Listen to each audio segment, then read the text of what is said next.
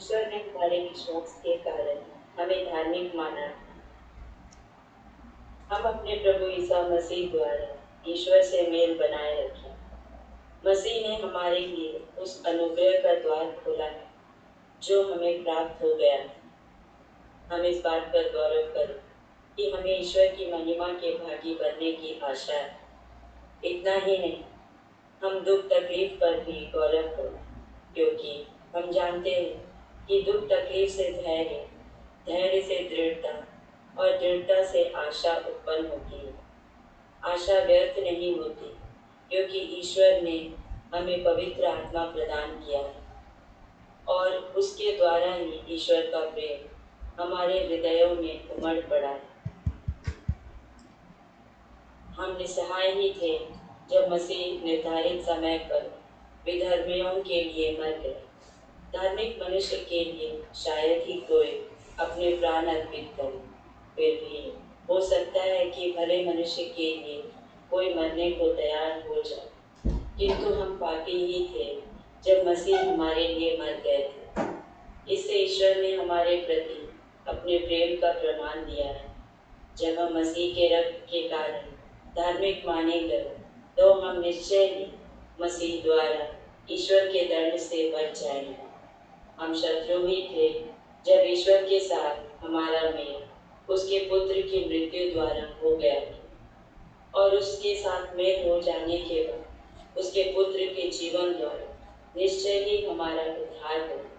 इतना ही नहीं, अब तो हमारे प्रभु ईसा मसीह द्वारा ईश्वर से हमारा मेल हो गया है। इसलिए हम उन्हीं के द्वारा ईश्वर पर भरोसा रखकर आनंदित हैं। ओके, धन्यवाद। तो आज हमने रोमियो 5 अध्याय 1 से लेके 11 देखा। तो दो भाई थे। तो ये दोनों भाई जो है अनाथ आश्रम में रहते थे। उनका पिताजी का देहांत हो चुका था और दोनों एक साथ एक ही अनाथ आश्रम में बड़े हुए। पर एक दिन क्या हुआ, कोई धनी व्यक्ति आया और उनमें से एक को उठा ले गया।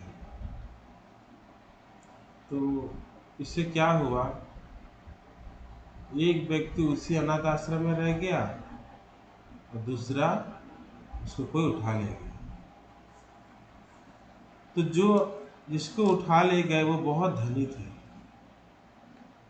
तो उन्होंने क्या किया, उसको बहुत अच्छे से पढ़ाया लिखाया और पढ़ लिख के बहुत बड़ा वकील बन गया। और जो दूसरा भाई था उसको कोई भी लेके नहीं गया। तो एक दिन ऐसा हुआ कि वो अनाथ आश्रम भी खत्म हो गया। तो अब ये बेचारा क्या करेगा। देखते देखते धीरे धीरे ये एक बहुत मशहूर गुंडा बन गया है। इसने कई सारे अपराध किए, जिसके वजह से इसको जेल के से बाहर रखना सरकार को बहुत रिस्क लगा कि आदमी कुछ भी कर सकता है। इससे बेहतर है इसको कई सालों तक जो है जेल में रखा जाए। तो इस तरह का जो है ऑर्डर उसको मिल चुका था और वो चाहकर भी बाहर नहीं आ पा रहा था, बेल उसको नहीं मिल रही थी। तो देखते देखते जो है ये सेंट्रल जैसे जेल में ही रहने लगा। तो उसी समय के दौरान होता है ना, कई सारे लोग कई सारे क्रिमिनल की केस का स्टडी करते हैं। आपको पता है ना, जब कभी आप देखो कि कोई बड़ा केस चल रहा होता है ना, तो बड़े बड़े वकील लोगों का जो है किस तरह से वो केस लड़ रहे हैं, क्योंकि वकील का काम ही तो है बचाना।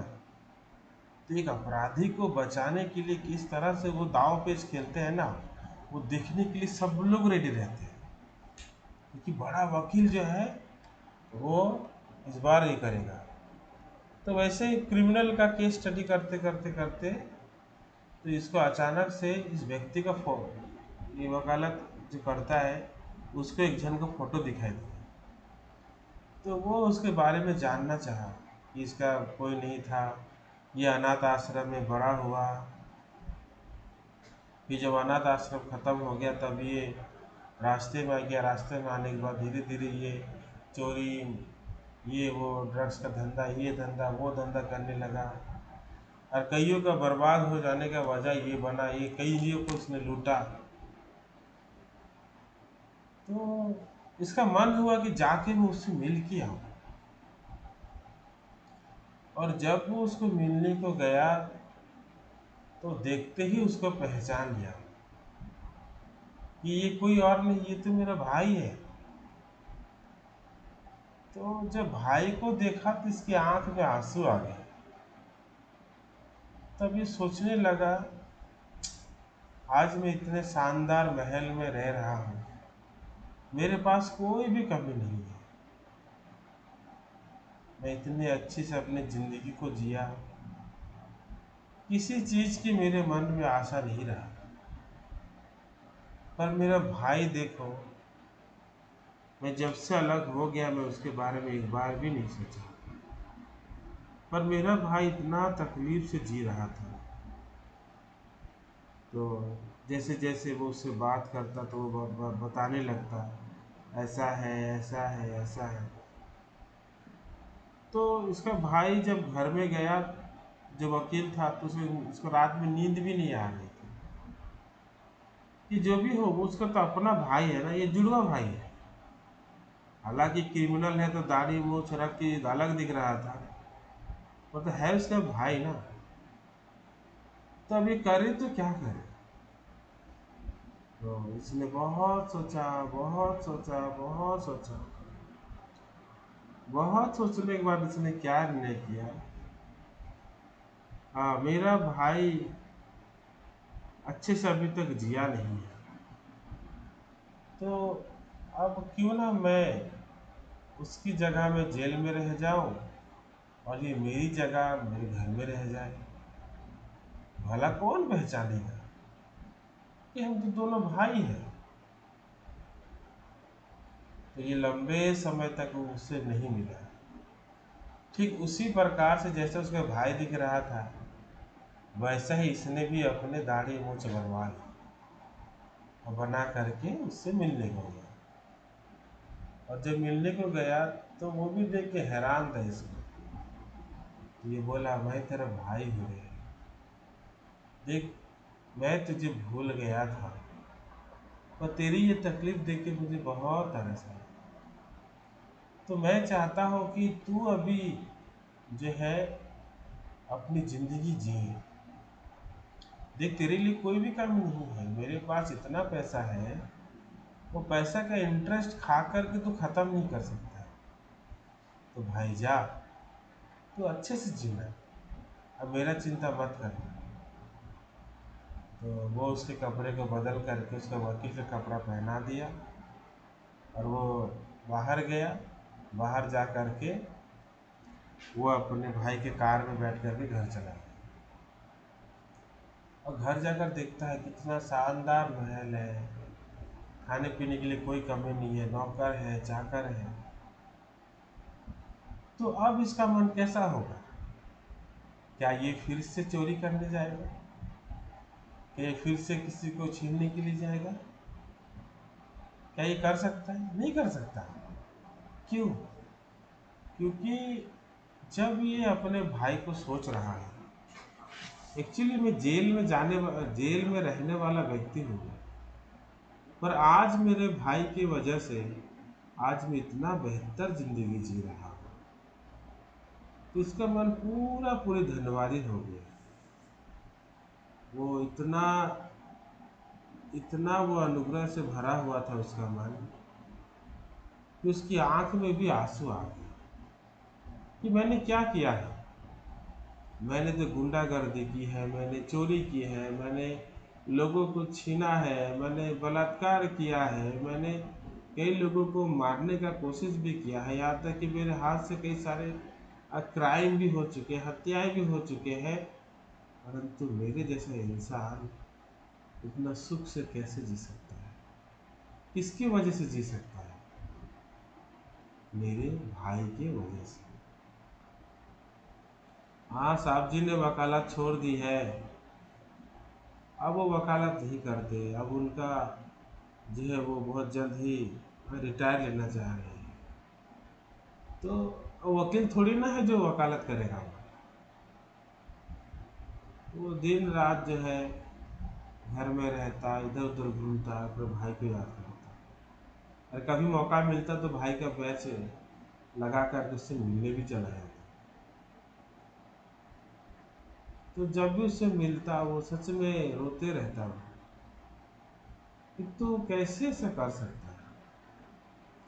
तो बोला, देख मैंने तो अपनी जिंदगी जी ली है, अब तुझे जीना है, ठीक है, तुझे आने की भी जरूरत नहीं है, और तू आएगा तो तेरे मन में बहुत दुख लगेगा, इसलिए तू बाहर जी, मेरा चिंता मत करना, मैं यहाँ पर भी खुश हूँ, वहाँ पर भी खुश हूँ।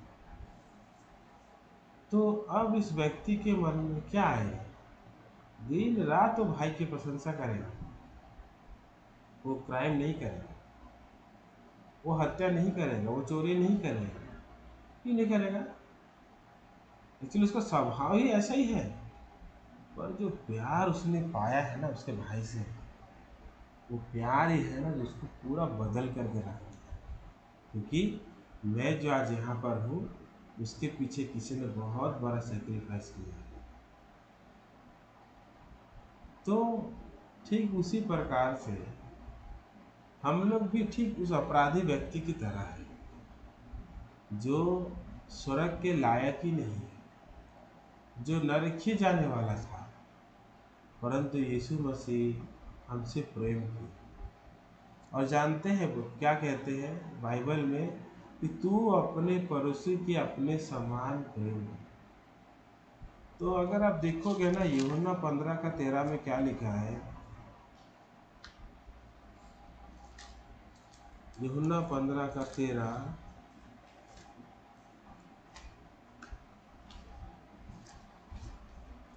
मैं पढ़ता हूँ, इससे बड़ा प्रेम किसी का नहीं कि कोई अपने मित्रों के लिए अपना प्राण दे। किसी के बदले कोई प्राण देता है, इससे बड़ा कोई प्रेम नहीं है। तो अगर अगर मैं अपने पड़ोसी को अपने समान प्रेम करता हूँ तो उस बात को यीशु कैसे बोल रहा है कि जो कोई किसी के लिए अपने प्राण देता है वही असलियत में अपने जो प्रेम को प्रकट करता है। तो वैसे यीशु मसीह ही एकमात्र है जिसने अपने पड़ोसी के लिए अपने प्राण को दिया, अर्थात उसने हमें मित्र कहा है, तो उसने हमारे बदले प्राण दिया। एक्चुअली क्रूस में लटकना हमें था, पर वो क्रूस में लटक गया। कोड़े हमको पड़ने थे, पर उसने कोड़ा खाया। तो सजा हमको मिलनी थी, पर सजा उसने सहा। तो सब कुछ जो है उसने हमारे लिए किया, तो हम कैसे नहीं उसका आभार नहीं मानेंगे बोलिए। एक्चुअली अगर आप पढ़ोगे ना बाइबल, ये रोमियो 5 अध्याय में सच में बहुत मतलब क्या लिखा है, अतः जब हम विश्वास से धर्मी ठहरे तो अपने प्रभु यीशु मसीह के द्वारा परमेश्वर के साथ मिल रहे। तो हम धर्मी कैसे ठहर सकते हैं? विश्वास से ही धर्मी ठहर सकते हैं। और लोग क्या सोचते हैं कि नहीं हम कर्म से धर्मी ठहरेंगे। अगर हम कर्म से धर्मी ठहर सकते थे तो विश्वास का तो प्रयोजन ही नहीं था। क्या लिखा है, क्योंकि परमेश्वर ने जगत से ऐसा प्रेम रखा कि अपना इकलौता पुत्र दे दिया ताकि जो कोई भी उस पर विश्वास करे विनष्ट न हो परंतु अनंत जीवन पाए। तो परमेश्वर ने जगत से ऐसा प्रेम रखा कि अपना इकलौता पुत्र, ताकि जो कोई भी उसे विश्वास करेगा वो अनंत जीवन पाएगा। तो परमेश्वर अनंत जीवन पाने के लिए क्या मांग रहा है? विश्वास मांग रहा है। तो अगर हम मत्ती 25:46 जाओगे ना, इसमें क्या लिखा है? मत्ती 25:46 में, और ये अनंत दंड भोगेंगे परंतु धर्मी अनंत जीवन में राज्य करेंगे, प्रवेश करेंगे। और ये अनंत दंड भोगेंगे पर धर्मी अनंत जीवन प्रवेश करेंगे। मतलब क्या है? क्योंकि परमेश्वर ने जगत से ऐसा प्रेम रखा कि उसने अपने इकलौता पुत्र दे दिया, ताकि जो कोई भी उस पर विश्वास करे वो धर्मी ठहरे, और धर्मी ठहर के वो स्वर्ग में प्रवेश करे। देखिए, बाइबल में साफ साफ लिखा हुआ है कि कोई भी बात बिना जोड़ा हुआ नहीं रहेगा। अगर आप देखोगे ना, यशायाह 34:16 में लिखा है कि कोई भी ऐसी बात नहीं होगी जो बिना जोड़ा हुआ नहीं रहेगी। तो बाइबल में जितने सारे वचन आपको दिखाई देंगे ना कहीं उसका जोड़ा है। तो इस वचन के द्वारा जब आप तोलोगे तब आपको समझ में आएगा, ये इसका जोड़ा था। 16 में लिखा है, यहोवा की पुस्तक से ढूंढकर पढ़ो, इनमें से एक भी बात बिना पूरा हुए ना रहेगी, कोई बिना जोड़ा ना रहेगा, क्योंकि मैंने अपने मुंह से आज्ञा दी है और उसी के आत्मा ने उन्हें इकट्ठा किया है। तो ये कहीं ना कहीं एक वचन का दूसरे वचन से कनेक्शन है। तो जब हम देखते हैं मत्ती 7:21-23 में, जो मुझसे हे प्रभु कहता है, उनमें से हर एक यदि स्वर्ग के राज्य प्रवेश नहीं करेगा, पर तो वही जो मेरे स्वर्गीय पिता की इच्छा पर चलता है। उस दिन बहुत से लोग कहेंगे, प्रभु प्रभु, हमने तेरे नाम से भविष्यवाणी नहीं की, तेरे नाम से बहुत से आश्चर्य कर्म नहीं किया, तेरे नाम से बहुत सारे दुष्टात्माओं को नहीं निकाला। पर मैं उनसे खुलकर कह दूंगा कि मैं तुमको नहीं जाना, हे कुकर्मियों, मेरे सामने से चले जाओ। क्या इन्होंने विश्वास नहीं किया था? बिना विश्वास ये सब कर सकते हैं क्या? अब उसके लिंक करके देखो। पर ये लोग नरक चले गए। एक्चुअली हमारे हिसाब से लग रहा है कि इन्होंने विश्वास किया है, पर परमेश्वर के हिसाब से उन्होंने विश्वास नहीं किया। वे किस स्थिति में पड़े हुए थे? वो जो कोई भी विश्वास करेगा उद्धार पाएगा, वो उद्धार को इन्होंने मन नहीं लगाया, अर्थात इन्होंने विश्वास नहीं किया। क्योंकि विश्वास का रिजल्ट पहले धर्मी ठहरना है। पर ये बिना धर्मी ठहरे ये लोग किस में पड़ गए? इन्होंने जो है आश्चर्य कर्म में मन लगा लिया, ये दुष्टात्मा को भगाने में लग गए, ये लोग जो है तरह तरह के भविष्यवाणी में लग गए, पर ये विश्वास में नहीं आए। अगर आप सोचते हो कोई भविष्यवाणी कर रहा है, दुष्टात्मा को निकाल रहा है, बीमारी ठीक कर रहा है, इसका मतलब ये नहीं कि वो विश्वास में है। क्योंकि अगर वो विश्वास में है तो रोमियो 5:1 पूरा फुलफिल होगा, पूरा होगा कि मैं विश्वास से धर्मी हूँ, मैं विश्वास से धर्मी हूँ। और ये धार्मिकता जो हमें दिया है, क्या लिखा है? जिसके द्वारा विश्वास के कारण उस अनुग्रह तक जिसमें हम बने हैं, हमारी पहुंच भी हुई, और परमेश्वर की महिमा की आशा पर घमंड करें। तो क्या होगा? हमारे मन में जो है ये हो जाए कि हमारी पहुंच हो चुकी है, स्वर्ग तक हमारा पहुंच हो चुका है, और हम परमेश्वर की महिमा के आशा, और जो परमेश्वर ने हमारी महिमा की है उस पर हम घमंड करेंगे। तो दुनिया किस चीज में लगा है? दुनिया अपने आप में घमंड करने में लगा हुआ है। पर प्रभु कहता है अगर तू घमंड करे तो प्रभु में करे। क्यों? उद्धार करने का जो कार्य परमेश्वर ने ही पूरा किया। पर ये लोग जो है अपने आप के ऊपर घमंड करने में लगे हुए हैं, क्योंकि वे यीशु मसीह के उद्धार को नहीं मानते। वो खुद से खुद को उद्धार करने में लगे हुए हैं, जिसके वजह से इनके मन में घमंड उत्पन्न हो रहा है। और ये घमंड जो है परमेश्वर की महिमा पर नहीं, ये घमंड उन्होंने खुद क्यों में की है। इसलिए जैसा आप देखोगे ना, जब इनका गवाही भी सुनोगे क्या बोलेंगे, हमारे चर्च में मिराकल हो गया, हमारे चर्च में बीमारी ठीक हो गई, हमारे चर्च में ये काम हो गया, वो काम हो गया। तो वो परमेश्वर के वचन से ज़्यादा वो किस चीज़ को बोलते रहते हैं, क्या क्या हुआ है उनके चर्च में, पर परमेश्वर ने क्या किया है वो उनके मन में नहीं आएगा। परमेश्वर ने कौन सा वचन के द्वारा उनको आशीष दिया वो नहीं आएगा। तो इनके मुंह से यही निकलेगा, मैंने प्रार्थना किया वो ठीक हो गया, मैंने प्रार्थना किया उसकी बीमारी चली गई, मैंने प्रार्थना किया मेरा हॉस्पिटल बदल गया। तो इस तरह की बातें उनके मुंह से निकलेगी। और प्रभु कह रहा है ऐसी बात में तुम्हारे मन में घमंड आनी चाहिए नहीं। तुम घमंड करो तो परमेश्वर की महिमा पे घमंड करो। और क्या लिखता है, केवल यही नहीं वरन हम क्लेशों में भी घमंड करें, या जान के क्लेश में धीरज, और धीरज से खरा निकलना है, और खरे निकलने से आशा उत्पन्न होती है। तो हम वहीं पर सिर्फ हम जो सताव हमारी ज़िंदगी में आ रही है, जब लोग हम सुसमाचार प्रचार कर रहे हमारी ज़िंदगी में क्लेश ला रहे हैं, तो उसमें भी तुम घमंड करो। मतलब कहीं पर भी तुमको उदास होने की जरूरत नहीं है, क्योंकि तुमने उद्धार पाया है, इसको तुम याद रखो। तो तुम्हारा पूरा जो महत्व जो है ना वो उद्धार पे होना चाहिए,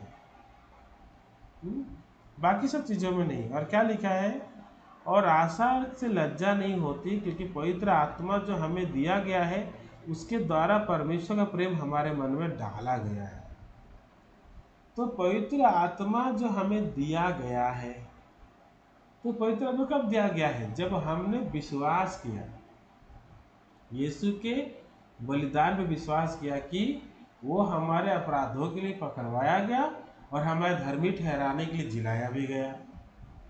तो क्योंकि वो जी उठा है तो मैं भी धर्मी ठहर चुका हूँ। तो जब हम विश्वास करते हैं तो पवित्र आत्मा हमारे अंदर आती है और वहाँ से प्रेम उत्पन्न होती है। ऐसा नहीं कि हम प्रेम करते हैं, हम प्रेम नहीं करते। ये प्रभु का प्रेम जो पवित्र आत्मा हमको दिया गया, उसी से परमेश्वर के प्रति हमारे मन में प्रेम डाला गया है। आमीन। तो ये पूरा पूरी जो है किसके ऊपर से रह जाता है, परमेश्वर के ऊपर से रह जाता है। और आगे क्या लिखा है पता है, क्योंकि जब हम निर्बल ही थे मसीह ठीक समय हम समय पर भक्तिहीनों के लिए मरा। तो हम जैसे लोगों को जो भक्तिहीन है, जो पापी है, ऐसे लोगों के लिए मसीह ठीक समय में मरा। तो आगे क्या लिखता है, किसी धर्मी जन के लिए मरे तो यह तो दुर्लभ है, परंतु हो सकता है किसी भले मनुष्य के लिए कोई मरने पर भी साहस करे। तो क्या बात है कि कोई अगर अच्छा आदमी हो उसके लोग जान दे देंगे।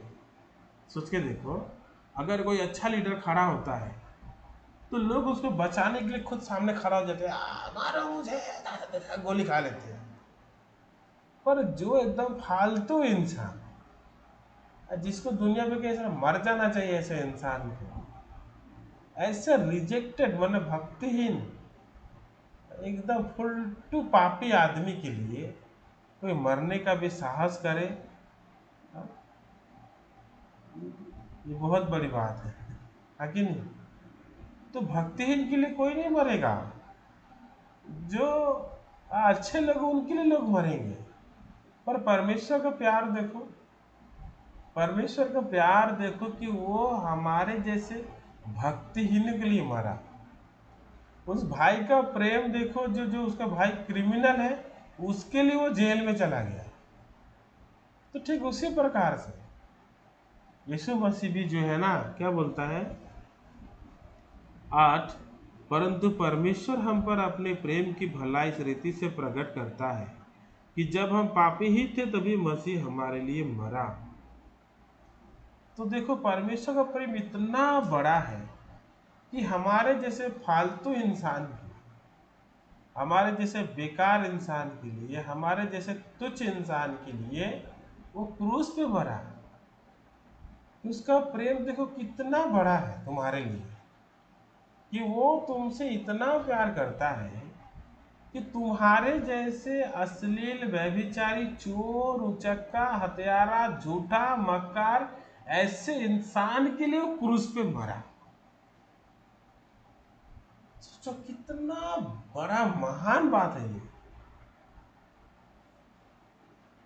तो इसीलिए क्या कह रहा है, तो इसी अतः जबकि हम उसके लहू के कारण धर्मी ठहरे, तो उसके द्वारा परमेश्वर की क्रोध से क्यों न बचे। तो तुम धर्मी हो, और तुम धर्मी क्यों हो? तुम आजाद हो क्योंकि तुम्हारा भाई तुम्हारे जगह में जेल में आ गया है। ठीक उसी प्रकार से तुम धर्मी हो क्योंकि तुम्हारे पाप के बदले यीशु तुम्हारे लिए बलिदान हुआ है और उसने तुम्हारे पापों को धो दिया है। तो सोचो, भक्तिहीन के लिए मरा वो। तो लोग भक्तिहीन बनना चाहते हैं, अभी लोग खुद को भक्त दिखाना चाहते हैं, और भक्त के लिए यीशु नहीं मरा, वो भक्तिहीन के लिए मरा। वो अच्छे लोगों के लिए नहीं मरा, वो एक क्रिमिनल के लिए मरा। वो हमें, और वो क्रिमिनल कौन है? वो हम लोग हैं। जब यीशु मुझे क्रूस पे चढ़ता है, दो क्रिमिनल थे उसके आसपास में। तो एक व्यक्ति क्या बोलता है, तू मसीह है ना, तो तू भी बच जा, मुझे भी बचा ले। तो ये आदमी क्रूस में लटका है, पर इसके मन में क्या है? वो क्रिमिनल है? वो नहीं है। उसके मन में क्या सोचता है? अरे मुझे गलती से इन्होंने क्रूस में लगा डाल दिया। ये लोग नहीं जानते मैं कितना अच्छा आदमी हूँ। अगर मुझे वो, अगर इस क्रूस से निकाल नहीं, क्रूस से मुझे अभी कभी को मुझे छुड़ा देते हैं, मुझे बचा देते हैं, तो मैं कभी ऐसा काम नहीं करूँगा कि मुझे क्रूस में आके लटकना पड़े। तो यीशु को ऐसा बोल रहा है, वो तू भी बच और मुझे भी बचा ले। और दूसरा क्रिमिनल क्या बोल रहा था? क्या तू परमेश्वर से भी नहीं डरता है?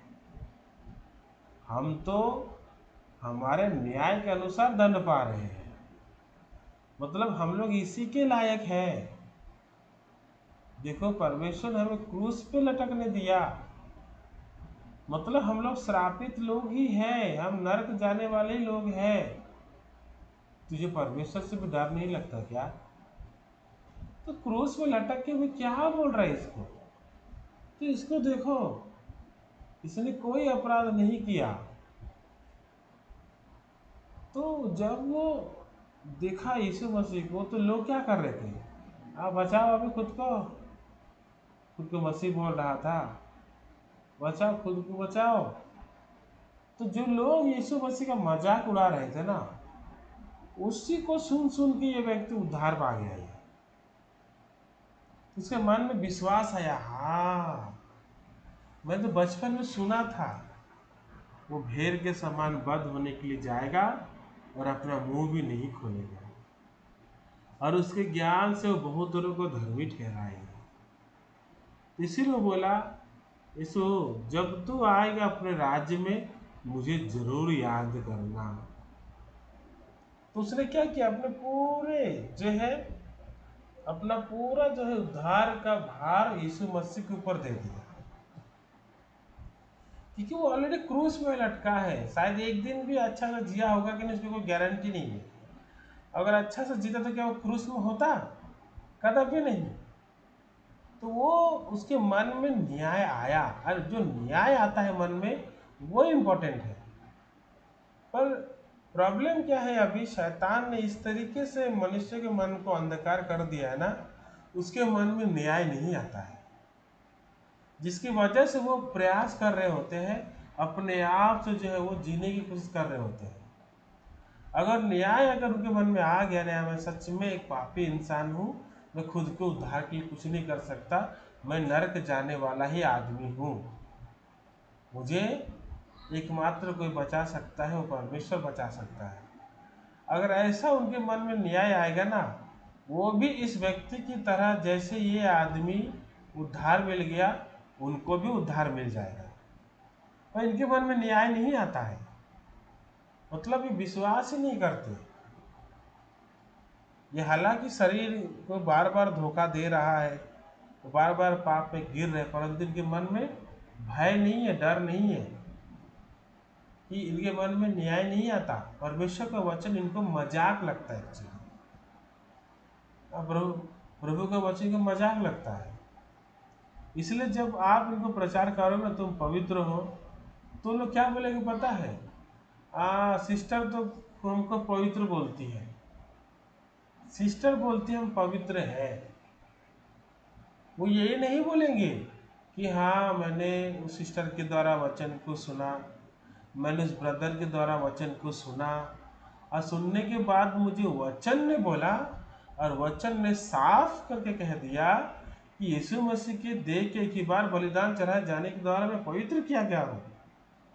तो उस वचन को जो महत्व देते हैं ना, वो महत्व नहीं देते, क्योंकि उनके मन में परमेश्वर का वचन न्याय के रूप में नहीं जाता है।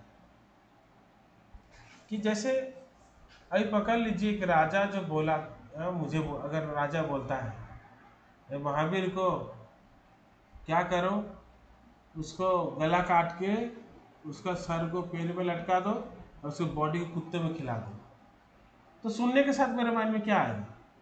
खुशी होगी। Very good very good.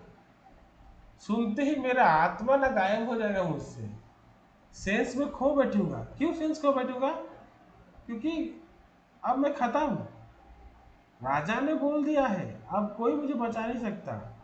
मैं जाकर उसके पाँव पड़ने लगूंगा, महाराज बचा, छोड़ दो मुझे, छोड़ दो। अब मेरा अभी छोटा बेटा है सैम, उसको तो बड़ा हो जाने दो, कम से कम मार डालना बाद में, प्लीज प्लीज, मेरे बच्चे छोटे छोटे हैं।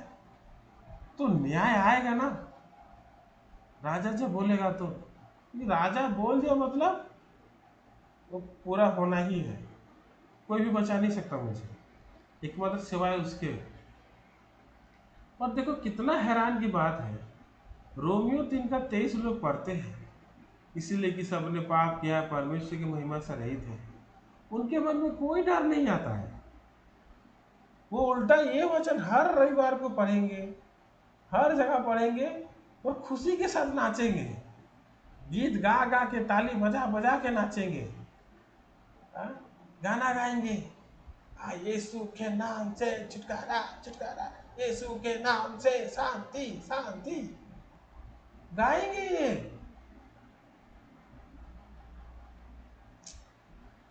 और बाइबल में लिखा है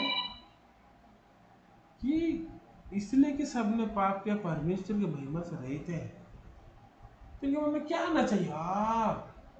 मैं पापी हूं, मैं परमेश्वर की महिमा से मैं स्वर्ग रहित हूं, मैं आशीष से रहित हूं, मैं अनुग्रह से रहित हूं, अरे मैं क्या करूं? तो इनके मन में डर आना चाहिए ना, न्याय आना चाहिए। पर उनको परमेश्वर का वचन मजाक लगता है, मजाक। प्रभु ने न्याय कर दिया ऑलरेडी कि जो पापी है वो आशीष से रहित है, स्वर्ग रहित है। तो इसका मतलब वो नरक जा रहे हैं। उनके ऊपर में डर रहता है? कोई डर नहीं रहता। आप देखोगे, अब जाओ कोई भी चर्च जाओ, लगे कि सारे सारे नॉर्मल लोग बैठे हुए हैं, इनको परमेश्वर के वचन का कोई भय नहीं।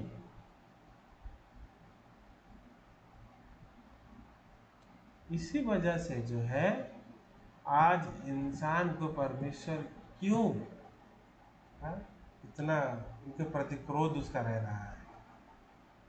क्योंकि एक सामान्य एक राजा, एक राज्य का राजा भी, एक स्टेट का राजा भी कुछ कहे तो उसको पत्थर की लकीर मानी जाती है, पर परमेश्वर का वचन उनके लिए क्या लगता है? जैसे कुत्ता भौंक के गया ना, मेरे मन में कोई इफेक्ट नहीं हुआ, ठीक वैसे ही उनके मन में।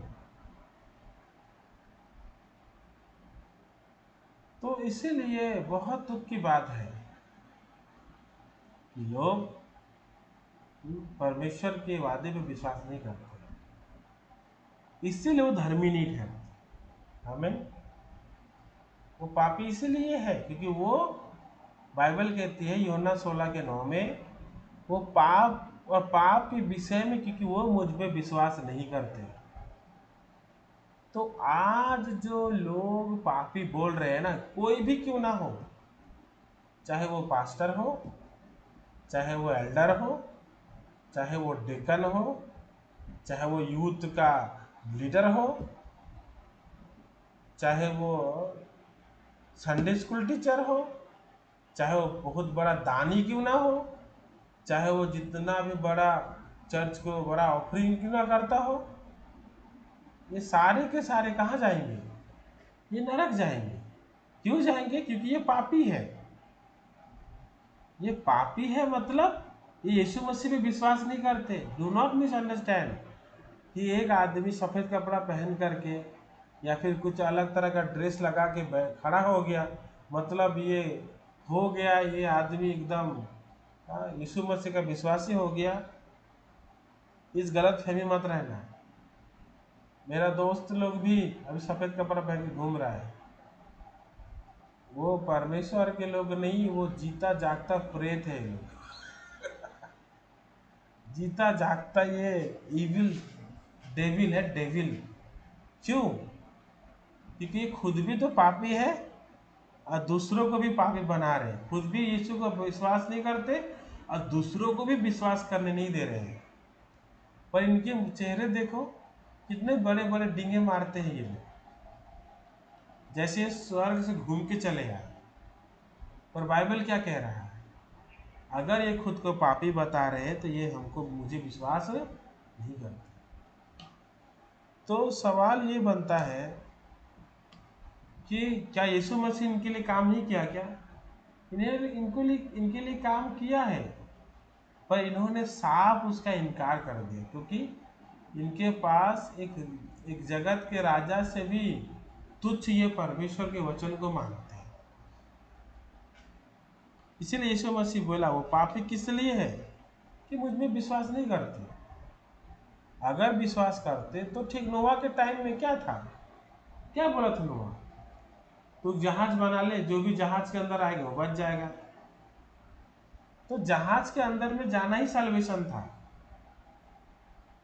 पर लोग गए क्या? नहीं गए। क्यों नहीं गए? क्योंकि उनके मन में परमेश्वर का वचन कुछ नहीं था। तो आज यीशु मसीह बोल रहा है 5:9 में क्या था, जबकि हम उसके लहू के कारण धर्मी ठहरे तो उसके द्वारा परमेश्वर क्रोध से क्यों ना बचेंगे। तो बोल रहा है, यीशु मसीह बोल रहा है कि तुम मेरे लहू के कारण धर्मी हो। नहीं प्रभु, मैं तो पापी हूं।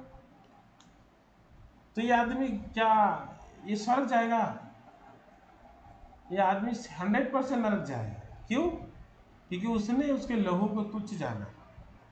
उसके लिए जो व्यक्ति खुद को पापी कहता है ना, उसके लिए यीशु का लहू कुत्ते के लहू के बराबर है।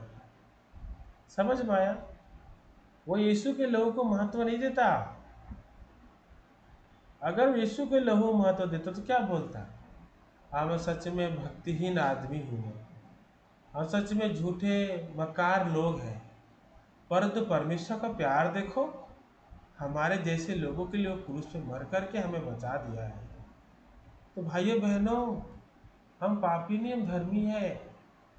ये धर्मी जो है हमारे जैसे भक्तिहीन लोगों को मिला परमेश्वर की महिमा के द्वारा, उसके मूल्यवान लहू के द्वारा हमें धार्मिकता मिला है। तुम कभी भी इस धार्मिकता को बेकार मत समझना। तुम बहुत ही भाग्यशाली लोग हो जो तुम्हारे लिए परमेश्वर ने जो यीशु मसीह को भेजा। तुम उसका धन्यवाद करो, यह की स्तुति करो। भजन संगीता में लिखा है ना। धन्यवाद कैसे करेंगे? जैसे करते हैं ना कई सारे लोग, प्रभु की प्रशंसा करो, चलो सब मिलके गाने लगते हैं, झूमने लगते हैं। कैसे प्रशंसा? एक पापी होके कैसे प्रशंसा करेंगे? ये आदमी जेल के अंदर बैठा रहेगा, मेरा भाई वकील है, प्रशंसा नहीं कर सकता वो। पर जब वो छूट गया जेल से, अब दिन रात उसके मुंह प्रशंसा आएगी कि नहीं आएगी? सेम हम लोग बच गए। हम ही एकमात्र परमेश्वर की प्रशंसा कर सकते हैं जो विश्वास से धर्मी ठहरा। पापी परमेश्वर की प्रशंसा नहीं करता, वो दिखावा करता है। ओह लॉर्ड बोल के, ये सब सिर्फ दिखावा है, प्रशंसा नहीं करते। वो नाच नाच के प्रभु का मजाक उड़ा रहे एक्चुअली। तू क्रूस से मर गया ना, फिर भी मैं पापी हूँ, ठीक है? सीरियस। आप सोचो, अब इमेजिन करो यीशु मसीह इतना अब उसको सोच, अब इमेजिन कर देखो, यीशु मसीह का पूरा सर में ऐसा कांटा लगा है और वह से धर धर धर धर करके लहू बह रहा है, पूरा चेहरा में मार के फुला दिया उन लोगों ने, और कोड़ा यहाँ भी लगा, यहाँ से भी शायद मांस छिड़ गया हो गया, पूरा बॉडी का मांस चिर चिर गया एकदम। आपके पापों के उद्धार के लिए पूरा देह से लहू बह रहा है। हाँ, नंगा वो लटका ऐसा। यीशु मसीह जब क्रूस में मरा ना, वो नंगा था, हम तो कपड़ा पहनाते उसको, हमारे लाज को खत्म करने के लिए नंगा लटकाएगा इसको। तो पूरा एकदम, हाँ, पाँव कैसे घुमा करके पूरा बॉडी से लहू बह रहा है, एकदम थका मांदा हुआ, एकदम ऐसा झूला हुआ है आपको उद्धार करने के लिए, और आप उसके क्रूस के सामने जाके बोल रहे हो मैं पापी हूँ, ठीक है, हाँ तो क्रूस में लटका है तो क्या होगा, मैं पापी हूँ। कैसा लगेगा, कैसा लगेगा सोचो। ठीक ऐसे ही हो रहा है अभी। लोग यीशु मसीह हालांकि इतना बड़ा बलिदान उठा दिया, क्रूस तक चढ़ के हमें बचाने के लिए, फिर भी ये कहते हैं प्रभु हम पापी हैं। मतलब तेरा क्रूस पे लटकना ये एक्टिंग है, इसका कोई वैल्यू नहीं, इसका कोई महत्व नहीं है। तो इन लोगों के मन में ना परमेश्वर का प्रेम आया ही नहीं अभी तक, इनके अंदर पवित्र आत्मा आया ही नहीं। ये बोलेंगे मुंह से पवित्र आत्मा पवित्र आत्मा, उनकी बोली से धोखा मत खाना। जो पापी है, अब सोच के देखो, पवित्र आत्मा मेरे अंदर है, ठीक है, पवित्र आत्मा मेरे अंदर है, अरे पवित्र आत्मा क्या बोलेगा, मैं पापी हूँ? पवित्र आत्मा बोलेगा मैं पापी हूँ? नहीं बोलेगा। वो बोलेगा मैं पवित्र हूँ, मैं धर्मी हूँ। पर अगर मेरे अंदर में शैतान का आत्मा रहे, वो क्या बोलेगा, मैं धर्मी हूँ? वही बोलेगा मैं पापी हूँ। तो जो व्यक्ति बोलता है मैं पापी हूँ ना, उसके अंदर पवित्र आत्मा नहीं, उसके अंदर दुष्ट आत्मा है। चाहे वो जितना भी रबा रबा सबा रबा कुछ भी कर ले, और जितना भी अन्य भाषा बोल ले, एक्चुअली अन्य भाषा है ही नहीं, ये रटा रटाया हुआ एक खेल है जो दुष्टात्मा के द्वारा गिफ्ट में मिलता है। समझ पाया? दुष्टात्मा के द्वारा गिफ्ट में मिलता है ताकि लोगों को भरमाए और खुद भी भरम में रहे, खुद भी जाए और दूसरे को भी लेके जाए। कहाँ पर? गड्ढे में। तो पवित्र आत्मा जिसके अंदर है वो कभी खुद को पापी नहीं कह सकता, और जिसके अंदर पवित्र आत्मा नहीं है वही खुद को पापी कह रहा है। क्योंकि दुष्ट आत्मा तो बोलेगा मैं पापी हूँ, यीशु मसीह मेरे लिए कुछ नहीं कर सका, हाँ कुछ से बलिदान हुआ है वो मुझे मालूम है, परंतु अभी मैं उद्धार नहीं पाया। तो आगे क्या लिखा है, क्योंकि बैरी होने की दशा में उसके पुत्र की मृत्यु के द्वारा हमारा मेल परमेश्वर के साथ हुआ, तो फिर मेल हो जाने पर क्या जीवन के कारण हम उद्धार क्यों ना पाएंगे? उसके जीवन का अर्थ, हम बैरी होने की दशा में, हम दुश्मन थे, तो ऐसी दशा में भी परमेश्वर ने उसके पुत्र के मृत्यु के द्वारा परमेश्वर के साथ हमारा मेल करा दिया। मतलब उसके इक्वल कर दिया हमको। ये परमेश्वर मेल कौन रख सकता है? जो उसके इक्वल धर्मी है। तो उसका प्रेम इतना बड़ा है कि उसके साथ हमारा मेल करा दिया। मतलब क्या? पूरा समान कर दिया परमेश्वर के बराबर में। और उसके जीवन के कारण हम उद्धार क्यों न पाएंगे? हम लोग जरूर उद्धार पा चुके हैं उसके जीवन के कारण, यीशु मसीह के कारण। और 11 में लिखा है, केवल यही नहीं पर तो हम अपने प्रभु यीशु मसीह के द्वारा, जिसके द्वारा हमारा मेल हुआ है, परमेश्वर में आनंद होते हैं। तो हमारा आनंद किसके द्वारा है? यीशु मसीह के द्वारा। क्यों आनंद होता है? क्योंकि उसने हमारा मेल करा दिया, उसने हमको धर्मी ठहरा दिया। तो इसी में हम परमेश्वर में आनंद होते हैं कि प्रभु कि आपने हमारे लिए इतना बड़ा सैक्रिफाइस किया, आपने अपने पुत्र को भी रख नहीं छोड़ा, हाँ, हमारे जैसे निर्बल लोगों के लिए क्रूस पे चढ़ा के हमें भले किया है। तो हम परमेश्वर के कारण आनंदित होते हैं। हम रोते हैं, खुशी से रोते हैं। आमीन। कभी कभी सच में सोचता हूँ कि मैं क्या था, कितना खराब जिंदगी जी रहा था, परंतु प्रभु ने मुझे वहां से उस कचरे से उठा करके आज इतना महान काम के लिए मुझे यूज कर रहा है। हालांकि ना मैं उतना अच्छा पढ़ा लिखा हूँ, ना मुझे आ, उतना टैलेंट है मेरे पास,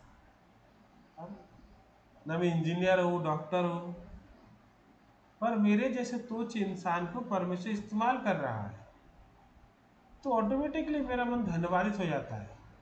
कई कई बार मेरे आंख में आंसू भी आ जाते हैं प्रचार करते करते कि मैं क्या हूँ, ये प्रभु मुझे कहता है तो धर्मी है, मैं कौन से महान काम किए।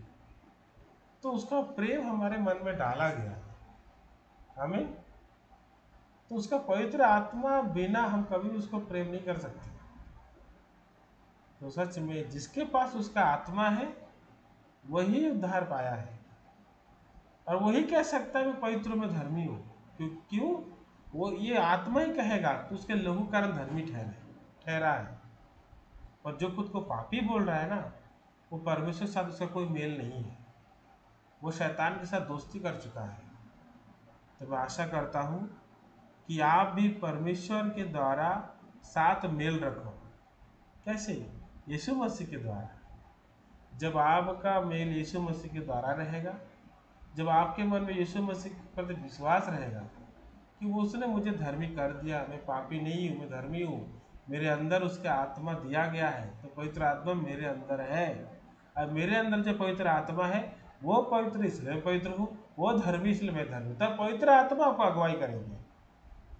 हमें तो सच में हम आनंदित हैं कि यीशु मसीह के द्वारा उसने हमारा परमेश्वर मेल कर दिया है, हमें धर्मी कर दिया है। जैसे नोआ के नाव में हमें प्रवेश करा दिया है, हम ऑलरेडी नोआ के नाव के अंदर हैं, और जो बाहर है वो नहीं बचेंगे। तो हम उसके लहू के अंदर, उसके लहू के अधीन में हैं, हम लहू के बाहर नहीं हैं। जो उसके लहू के अधीन में जीता है, जिसके लहू को विश्वास करता है, वो कभी खुद को पापी नहीं कह सकता, और जिसके लहू को विश्वास नहीं करता वही खुद को पापी कहता है। Okay, thank you. प्रार्थना करेंगे। धन्यवाद देते हैं प्यारे परमेश्वर पिता आपके अनुग्रह दयाल के लिए प्रभु, जो आपने हमें दिया परमेश्वर, हमारे जैसे भक्तिहीन लोगों के लिए प्रभु आप क्रूस से बलिदान हुए और हमारे पापों को धोया है और हमें धर्मी किया है, पवित्र किया है। ये परमेश्वर में अनुग्रह मांगता है प्रभु, ये जो सुसमाचार है प्रभु आप अनुग्रह दो ताकि हम दूर दूर तक फैला सके, जो लोग अंधकार में उनको ज्योति का पता चल सके। ये परमेश्वर आप हमें अगुवाई कीजिए और हमें प्रभु विजडम दीजिए। धन्यवाद करता हूँ, ये प्रार्थना में यीशु मसीह के नाम से करता हूँ, आमीन। ओके।